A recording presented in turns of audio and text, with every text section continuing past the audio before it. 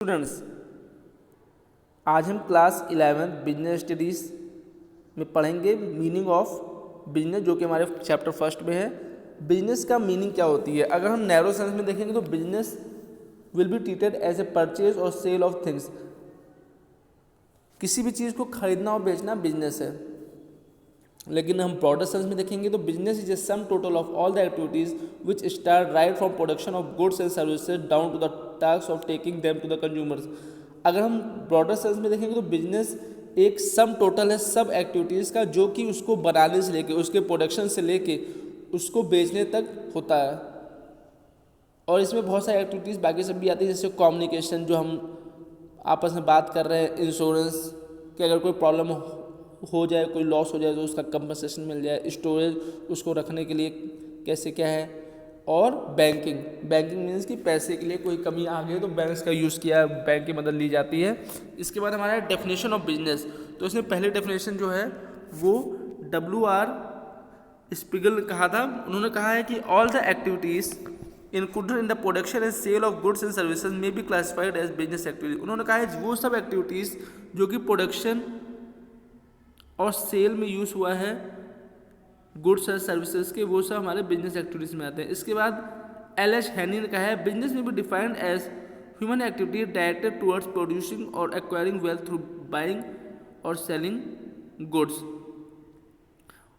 LH Haney जी ने कहा है कि बिजनेस को एक ह्यूमन एक्टिविटी की तरह से डिफाइन किया जा सकता है, जिसमें प्रोडक्शन होता है और पैसा कमाया जाता है गुड्स को बाई और सेल करके।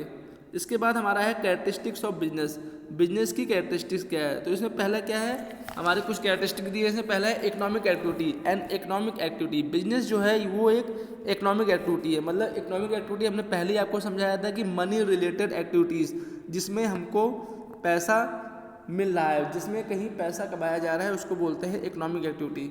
इसके बाद हमारा सेकंड है exchange of goods and services. जो बिजनेस है उसमें गुड्स एंड सर्विसेज का एक्सचेंज हो रहा है। थर्ड हमारा है रेगुलरिटी इन डीलिंग। जो हमारा बाइंग एंड सेलिंग हो रहा है वो रेगुलर बेसिस पे होना चाहिए। ऐसा नहीं कि एक दिन हमने कोई चीज़ सामान लिया उसको बेच दिया अपने प्रॉफिट के लिए, वो अलग हो गया। लेकिन अगर हम उसको रेगुलर बेसिस पे कर रहे हैं तो वो हम बिजनेस बोलेंगे। फोर्थ हमारा है प्रॉफिट मोटिव। बिजनेस जो है वो हमेशा प्रॉफिट कमाने के लिए किया जाता है, तो बिजनेस में हमेशा हमारा प्रॉफिट मोटिव रहता है, प्रॉफिट एक उद्देश्य रहता है। फिर तुम्हारा है एलिमेंट ऑफ रिस्क।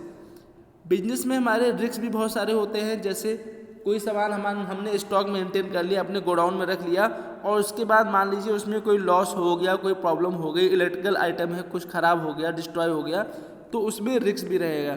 तो बिजनेस में हमेशा रिस्क रहता है, और रिस्क जब वो लेता है तभी उसको प्रॉफिट मिलता है बिजनेसमैन को। 6 है creation of utility. In order to make things useful for society their utility is enhanced by the efforts of businessman. मान लीजिए कोई सामान है, उसको लेने के लिए कस्टमर बहुत दूर, जैसे आपको सामान उठाना है किसी और स्टेट से, तो वहाँ पे नहीं जाएगा, तो बिजनेसमैन को वहाँ से ला के अपने शॉप पे रखेगा। उससे क्या होगा, यूटिलिटी ऑफ प्लेस उसको मिल जाएगा। मतलब जो कस्टमर होगा वो उसके शॉप पे जाएगा, उसको खरीद लेगा। इसी तरह टाइम का भी और हर चीज़ का यूटिलिटी उसमें देखनी पड़ती है। 7th हमारा है कंज्यूमर सेटिस्फैक्शन। सबसे मेन पॉइंट है कि बिजनेस में हमेशा हमको कंज्यूमर का सेटिस्फैक्शन भी देखना पड़ता है कि जो हमारा कंज्यूमर है वो सेटिस्फाइड है कि नहीं। अगर वो सेटिस्फाइड नहीं है तो कैसे इसमें क्या चेंजेस किया जाए, प्रोडक्शन में, प्रोडक्ट में क्या चेंजेस किया जाए कि वो सेटिस्फाई रहे। अगर वो सेटिस्फाई रहेगा तो हमें लॉन्ग टाइम के लिए बेनिफिट रहेगा और प्रॉफिट ज़्यादा से ज़्यादा होगा।